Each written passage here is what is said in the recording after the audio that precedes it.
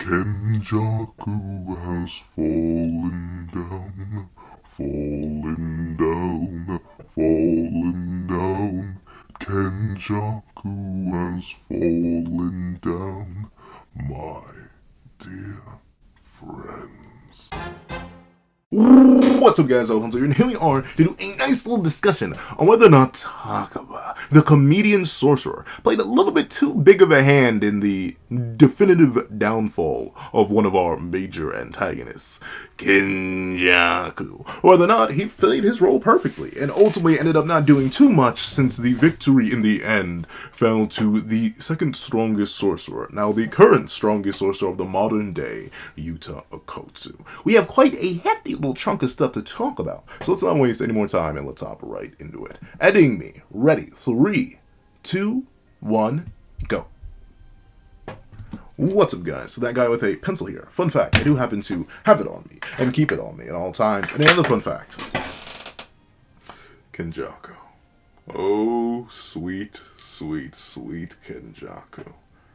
I like him a whole lot. I think he's a very interesting character. I find him more interesting than Sukuna, but that is admittedly more of my bias rather than Sukuna not being interesting of himself, and Sukuna himself tends to grow on me every single day that passes. The more and more I think about his character, the more and more I think about the implications of his character, everything that Sukuna has to offer has slowly been beginning to germinate and meld and mix, almost like burst open and mix, like it was a artificial moon for a great ape to be born. I slowly but surely find myself more and more attached and liking Sukuna more and more as time passes, and the more I discuss him and more I talk about him. But Kenjaku, this funny little fellow right here, fell to the help of this funny little fellow right here, the comedian sorcerer, Takaba. And notably, I feel like we should have known.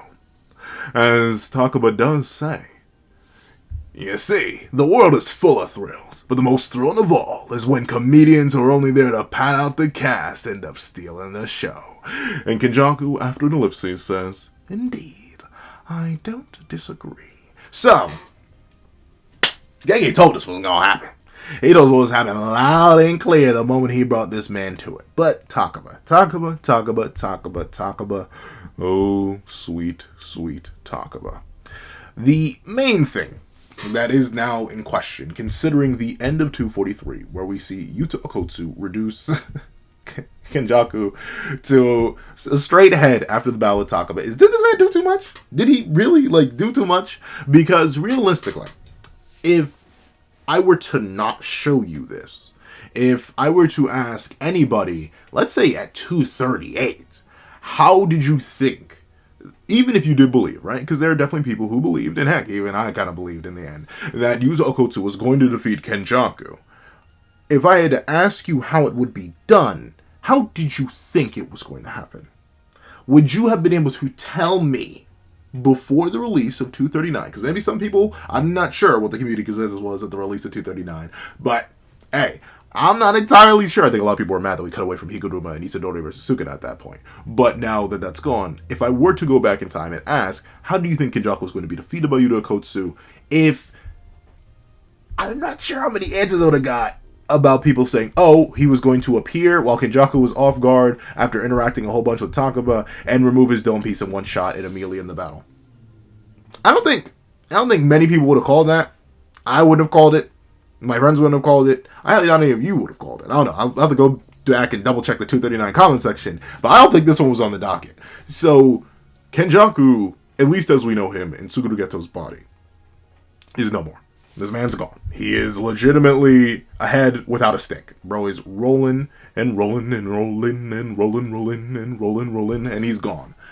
But after a whole bit of analysis, a bit of discussion here and there, a bit of look into it, I think while we can definitely contribute a lot of this to Okotsu's own potential, right? Obviously, he has some of the most potential in the entire series. Really only, maybe only surpassed by Higuruma, and even then that's questionable. Gojo Satoru and Higuruma. Those are the only two that may surpass Yuta Okotsu in raw potential, plus he had a whole month, plus Kenjaku underestimated him in the first place, plus the fact that Kenjaku was someone off guard. But, of course, you can definitely chalk this up to maybe, no matter what, this would have happened. You could have skipped chapter 239 to 242, skipped all that, and just ended right here. And Yuta could have just simply appeared and...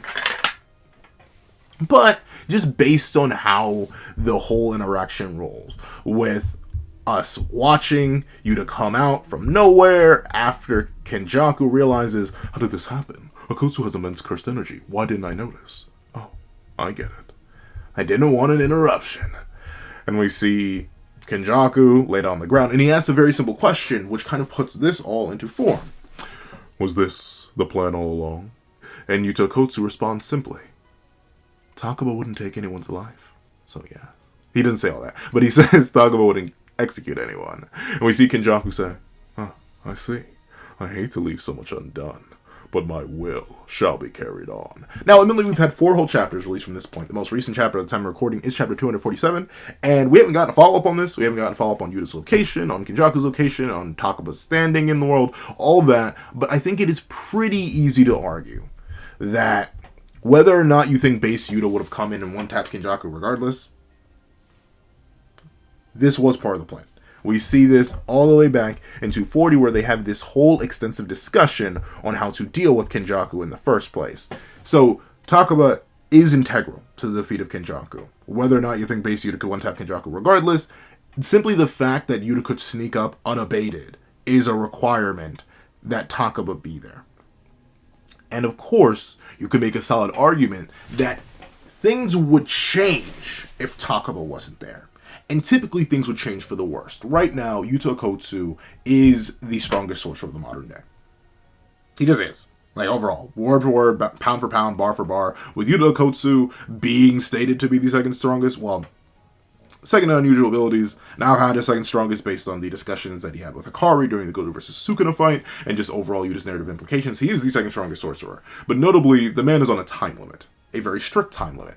And thusly, this guy right here, as important as Kenjaku was, this is the best outcome. Where Yuta Akotsu simply gets to appear out of nowhere, take the head off, right now, scrumdiddlyumptious and juicy in base. This is the best scenario. Why? Well, if Kenjaku could have put up any sort of fight at all, then that could have meant that Yuta would have to deal with maybe not 1 special grade, maybe not 2 special grades, maybe not even 3, 4, 5, 6, 7. He may have had to deal with a bunch of special grades. And just based on, admittedly, the itsy-bitsy bit of trouble that Yuta Akotsu was having with Kotorushi, one of Kenjaku's who knows how many cursed spirits, who knows what could happen? Maybe the Spirit of Akira that we see at the start of, well, not the start. Is it even here? No, it's not even in this chapter. It's in 242. Maybe the Spirit of Akira that we see at the start of this chapter, or Okuro Otoke, the special grade rebel spirit, could have done something to Yuta. On top of another special grade spirit. On top of another special grade spirit. Plus the gravity technique actually be able to pop off. Plus a maximum Uzumaki. Plus a barrierless domain expansion. Obviously, for some reason or another, the collective, even after a whole month time skip, was like, Yuta, it would probably be better if we sent Takaba as a warm-up for Kenjaku to get him nice and distracted so you can come in and instantaneously cook this man just like this for real, for real. So I think Takaba is very integral to the defeat of this Kenny.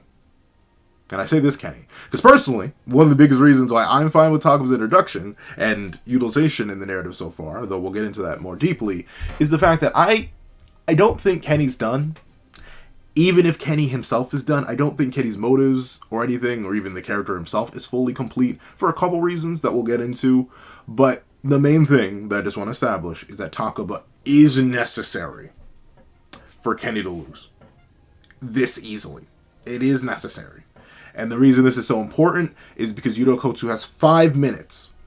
Count them. 1, 2, 3, 4, 5 minutes with that juice on him. And by the juice, you know I mean fully manifested Rika. So, with that being the case, he has 5 minutes with his curse technique. 5 minutes with fully manifested Rika. 5 minutes to go all out.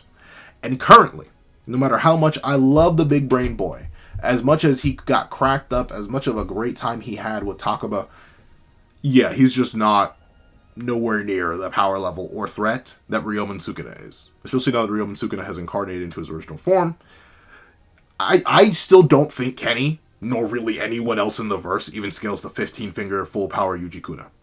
Not to talk of 15-finger full power Meguna, not to talk of true form Sukuna, not to talk of 20-finger Megami body Sukuna. I don't think anyone scales them. Not even like Phantom Beast and Hajimekashimo. I don't know. Maybe call me a glazer, but once again, There's pretty solid arguments. What's Kashimo do against Malevolent Shrine? Up, get cooked. But with that being the case, all that being established, Kenny is necessary to fall.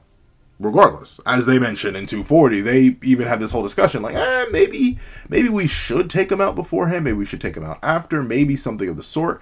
But essentially, Kenny is a very important discussion. As Angel says, we should attack Kenjaku before the fight between Gojo and Sukuna ends. So they are fully on board with getting rid of Kenny. They know Kenny is a threat, and with that being the case, they do acknowledge that he is valid enough as a threat that they need to do something about him.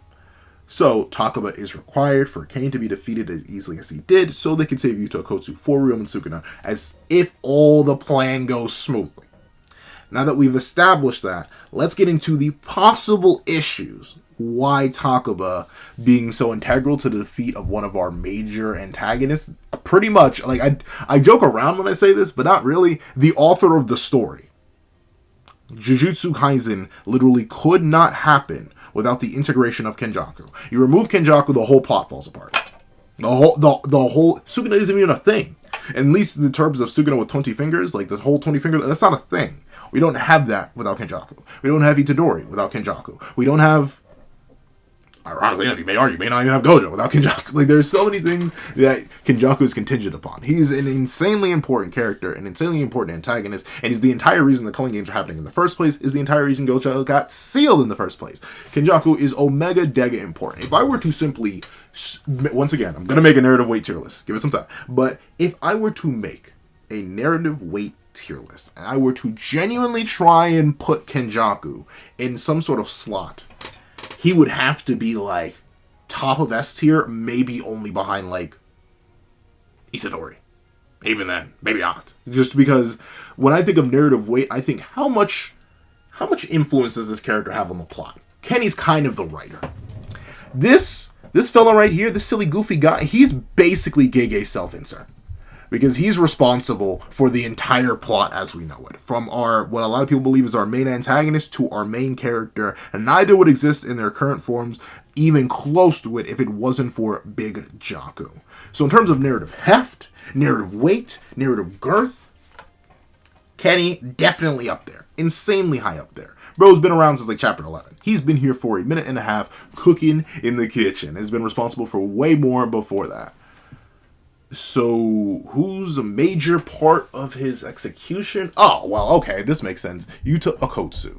Yuta Okkotsu being such a major part of Kenny's defeat makes sense by Yuta's narrative weight. Well, he's no longer the main character. He was the main character of the prequel series for Jujutsu Kaisen and has consistent narrative weight, narrative hype, has shown relativity, well, not relativity. I'd say relativity in terms of narrative importance based on the goals he was given all the way back in Sendai in terms of I will be the one to defeat Kenjaku, so my sensei no longer has to suffer by executing his best friend again. Like, this is very clearly, in terms of narrative weight, it makes perfect. Like, legitimately, I don't even think you can make it better. It makes perfect sense for the boy who was underestimated by the man who was oh so ancient and was stated to have never been the next Satoru Gojo. It makes perfect sense for him to come in and clean up.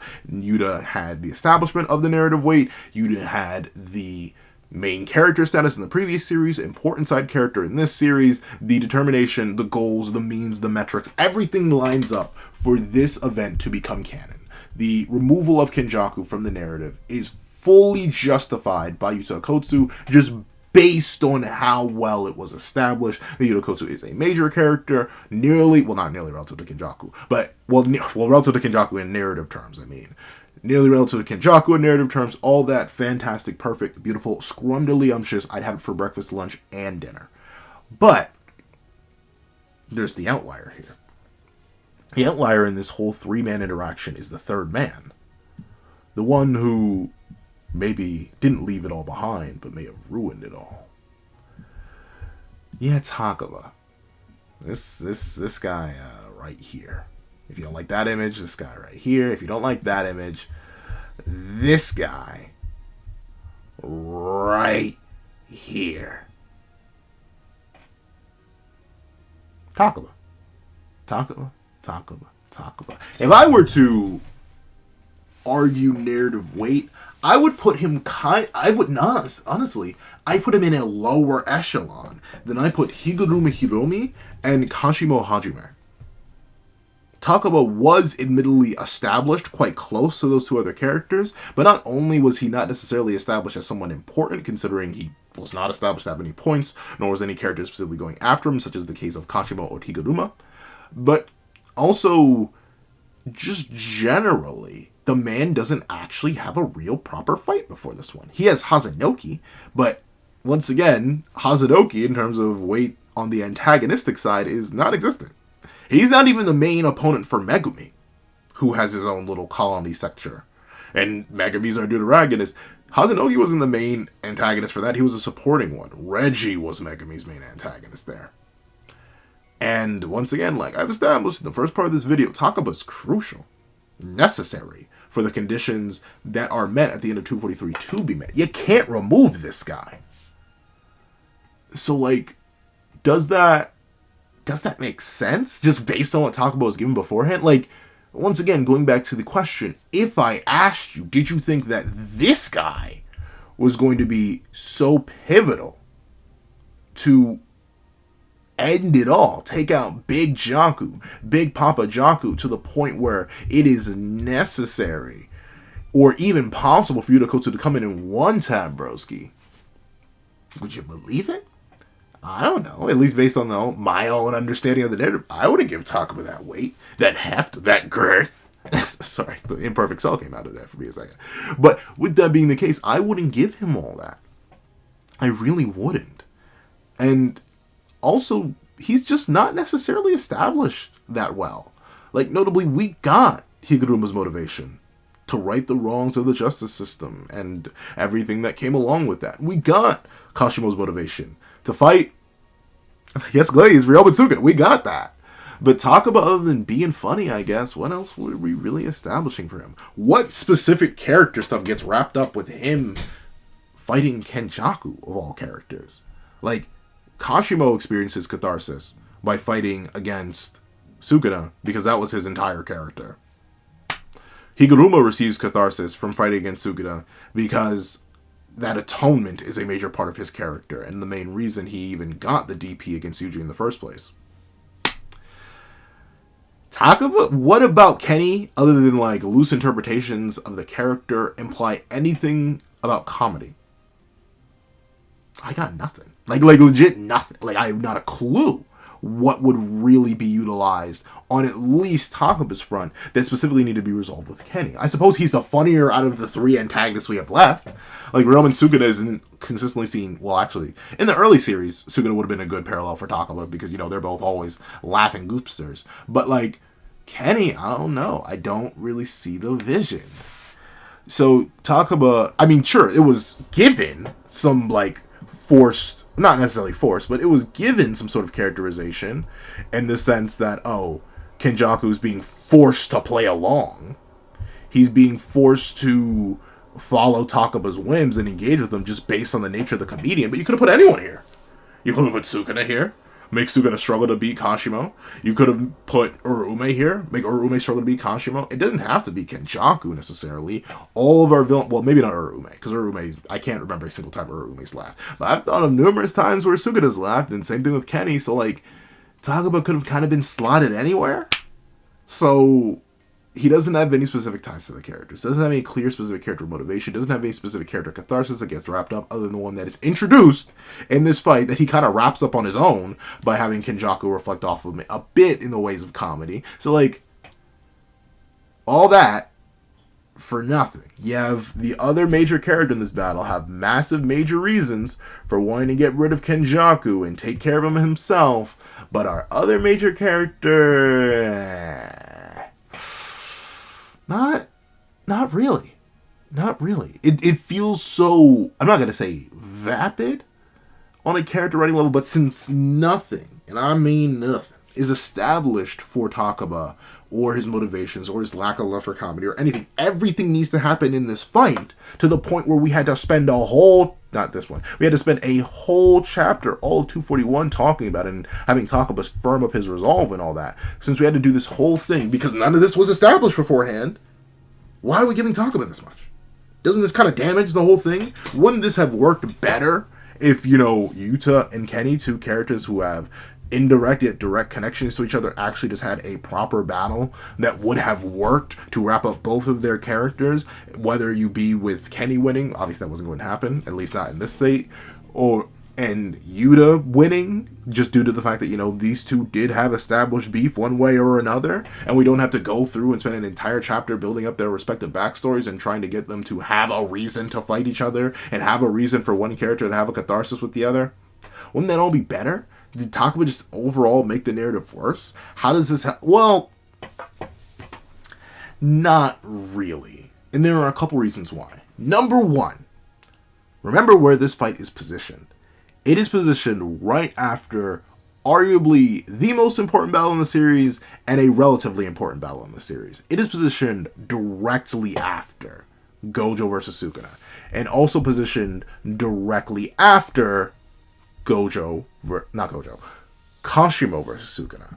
Two of some of the most high intensity battles in the series. Just verbatim. Like, even if Kashimo's was quick, bunch of high intensity stuff, from the introduction of a curse technique to a further elaboration on spatial slash to anything and everything that could be there. Kashimo versus Sukuna had all that. And clearly Gojo versus Sukuna is just the longest fight in the series. Very extensive, very serious. There's very little downtime in that fight. There's some times where they're like walking around the city and stuff like that, but consistently they immediately get back into fisticuffs. So, in terms of the progression, if we were to leap into another insane next level battle, such as Kenny versus Yuta Okkotsu, we would run into issues. And by issues, I just mean like writer fatigue. Because realize the way things were set up for this battle to transpire, and at bare minimum, just based on like previous implications on how the two would battle and based on the battle that takes place in JJK 0, this would have been a scuffle to see. Kenjaku, numerous techniques, countless cursed spirits. Yuta, one cursed spirit in the form of his pseudo Shikigami, Riko Orimoto, and who knows how many cursed techniques. This battle, if it were to have been done traditionally, would have at least spanned 5, maybe 6 chapters, just based on how we know the power of these combatants. And that's the issue. That's the big issue when it comes to this. You can't consistently go boom, boom, boom, boom, boom, boom, boom without running into some problems. Because with that continuous pace of the narrative, what Takaba does by existing in the narrative when he does is act as a sort of pace breaker. He essentially ends up softening the blow and softening the intensity of the scenario. So when certain things happen right after this, such as the trial of Sukuna, such as the confiscation of Kabutoke, such as the confiscation of Higuruma's life, there's time to get re-engaged. You don't run into fatigue just because Takaba managed to slow down the narrative for a couple chapters. Number 2. Call me a copium, call me a Kenny Creamer or something like that, but I don't think Kenny's actually done. Whether it be conventionally or non-conventionally. Sure, Suguru Geto, Kenjaku, is done. Like, once again, the head's removed from the body, yada yada. But I think it's quite specific that Yuta Okkotsu, who for all intents and purposes should very much know that Kenjaku is in fact a brain and not actually a person, based on the fact that we know he watched the Shibuya footage. Don't you find it just a little bit suspicious that Kenny's head is still intact? Like, perfectly intact. He removed the neck. He swung straight for the neck and got that clean off. But the brain, you know, the thing that Kenjaku actually is still there. Still around. Still kicking. So, while sure, Takaba is a very major factor for the battle ending as quickly as it did for the battle between Yuta and Kenjaku, still wasn't quick enough. Because Kenny's head is still intact, meaning Kenny can do who knows what with that head, considering we know nothing about those abilities. There's no information that we're privy to on that one. None at all. So we don't know how the body transfer works. So while Takaba is important, he ain't necessarily doing anything too crazy since Kenny's still around. His will still live on regardless, as he says so himself. Plus that off with the fact that, unfortunately, we kind of already seen this battle, admittedly with a much less experienced Yuta with much less cursed techniques, and a much less experienced Geto Suguru with much less cursed techniques, or many less cursed techniques, because we have JJK 0. we do have Geto versus Yuta. We do see how that fight would kind of transpire with curse spirit manipulation alone, and that may be a little bit redundant. Even though I do believe there are new angles you could have taken the fight based on the fact that Yuta has a whole year of training, there's still ways that this battle probably would have been a bit redundant. And ultimately, probably, if I'm Gegang, I really don't feel like drawing that, especially if I'm planning more for Kenny in the future. If I'm planning more for Kenny in the future, the easiest thing to do, the most sane thing to do would be to get him out of this body as quickly as possible. And what easier way to do that? Have Takaba, a character you've established with an insane level of power. Like I mentioned, Takaba's character motivations aren't really established until 240... Yeah, until 241. But the ability, the comedian, has been long since established as a reality-breaking power, as one that can stand rival to the limitless, as one that is truly and honestly almighty in its own way, shape, and or form. That's been established.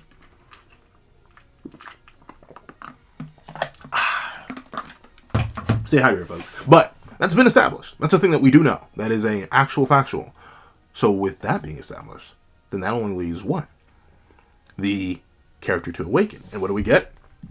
A character awakening in 241. We see Takaba get a better understanding of comedy and his determination for it and his abilities. And once again, since this is a reality warping technique on par with the Limitless, and we know for a fact that Kenjaku struggled against 6 eyes users. And remember, the 6 eyes and the Limitless can be born independently, so he may have lost to just straight 6 eyes. It makes sense that Kenny would be stalled out by this, a reality warping power that transcends his comprehension, to the point where he straight up admits, in his 1,000 years of sorcery, he's just never seen something like it before. He's never run into a phenomenon this specific, and thusly it would make sense that he's caught off guard, withheld, entrapped, enchained by the beast, the monster, the demon that is Takaba. And the thing is, Takaba did not get the final blow. That's the big thing. Notably, I'd have more issue with it if this had actually succeeded. If instead of this happening where Takaba's like, oh, well, I've had my fun. Goodbye. Thanks, Kenjaku. I'll see you tomorrow. And then Kenjaku gets hit like with a freight train or something, and then he immediately perishes. It's not like that happened. Yuta still got what he needed to get. The character with the actual narrative weight still did get something. Sure, does it take away what could have been one of the best battles in the series? Yes, but we can't necessarily pace that battle out all too far.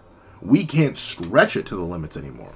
We can't go back to the future in the DeLorean or nothing like that. There are still definitely limitations with how much we could have done just based on where this battle is placed. Because either A, we place the battle right here, right afterwards. We have Yuta go full power against a full power Kenjaku. They have an extensive battle. And then Yuta's 5-minute timer is cooked for the day. Or, maybe, hypothetically speaking, we have the battle take place after the Gojo versus Sukuna fight. And after the Sukuna versus everyone else fight. Oh, wait, no, we need Yuta for that too. So we need to get rid of Kenjaku, at least in this form. We need to remove him. And this is the easiest, smoothest, and most buttery way to do it, based on something that has been established, which is a power that rivals the Limitless. And when it's put in accordance with the Limitless, what happens? It stops Kenjaku, at least this variation of him, and his will shall be carried on. That's good. Once again, nothing about this necessarily invalidates anyone's narratives. All it does is add to characters' narratives, adds more characterization, if even indirect and subtle, with Kenjaku, adds much more characterization, and does something unexpected with Takaba. And I do think, ultimately, the unexpected is still good if it doesn't directly harm any other narratives. Yuzo Kotsu still is able to get the final blow, which either A, gives him a buff scaling-wise, and also resolves the character arc, or B, doesn't give him a buff scaling-wise, but still resolves his character arc and what his character motivation was. We still get something of a rematch between Suguru Geto and Yuta Okotsu, and on top of that, we do get a mirroring of what he actually tried to do in the JJK Zero manga and in the movie with the switch around and the slice, which he actually gets to properly pull off here. Everything else still works, even with Kenjaku here. Sure, you could cut out the entirety of 239 to 242 and just end with the last couple pages of 243 and still most likely get the same effect. I've seen Takaba get some love. I still even like the character somewhat, but I've never seen someone claim Takaba as their favorite character. So overall, he did need to be used because he was established to be powerful, and he got used on the best person he could arguably use against. The only person who may have been useful for Takaba to fight instead is Sukuna, because Sukuna's not that funny, and I don't see him really breaking down Takaba's fighting style, and he'd honestly just get caught in an infinite gag loop for Sukuna. But for the state of Kenjaku, as it was in the narrative, as a threat, and as a way to cool down the ever-rising tension from the battle of Gojo Satoru and Ryomen Sukuna, and Kashimo Hajime versus Ryomen Sukuna, this is a good breather. This is a good breather on a plot level. This is a good breather on a character level. This resolves multiple character arcs. This gives a character a new character arc, which he instantaneously resolves within that very same chapter. All of this works to make it so that everything gets to stay the same. We just get to put Takaba in there and have him succeed a little bit more. This is fundamentally different than if another last-ditch gamble that appears in chapter 247 pops off and works out. Where, oh, well, sure, that final finger is there, but where is it? No. We have a character who is relevant, but as Yuta says himself, could not take out Kenjaku on his own. So Yuta Kotu had to come in and pick up the slack, and ultimately I think that's what makes this fine in my eyes. This is what makes it work. If it happened in pretty much any other way, where Kenjaku somehow escaped or was not involved or Taro wasn't involved, I think it would actually become a net negative to the narrative as a whole. So, that is what I think. Please tell me what you guys think in the comment section down below. Thank you so much for watching. If you made it all the way to the end of this video, please leave the copied comedian in the comment section down below. Thank you so much for watching. Please leave a like, share, comment, and subscribe, and make sure that notification bell so you do not miss out on any videos that come to the channel. Also, I do happen to have a Patreon below where you can support me for as low as $1 a month. Things like exclusive videos, early content, and more. You also now become a member of the channel for as low as $3 a month to get the same perks and more. Some of those perks include the live reaction to the very next chapter of Jujutsu Kaisen. Now, thank you so much for watching once again, and I hope you guys have a wonderful day. This is Dagger the Pencil, writing off. I'd like to give a thank you to our $3 members, Recliner Plays, Red Wolf 4765, Greyhound, and Akid's Void. And I'd like to give another thank you to our $5 patrons, Victor, Sean, Midnight Gemlord, Kevin, Demix LND, and Igneal. And I'd like to give a chunky old thank you to our $7 member, Autumn's Morning Lazo. And I'd like to give another chunka thank you to our $10 patrons, Robbie Uchiha, Joaquin, Idemokai, and China Doll 09. I'd like to give a tractor thank you to our $25 member, Alex Ice Rose. I'd like to give another giga gargantuan thank you to our $25 patron, Calvin Elder.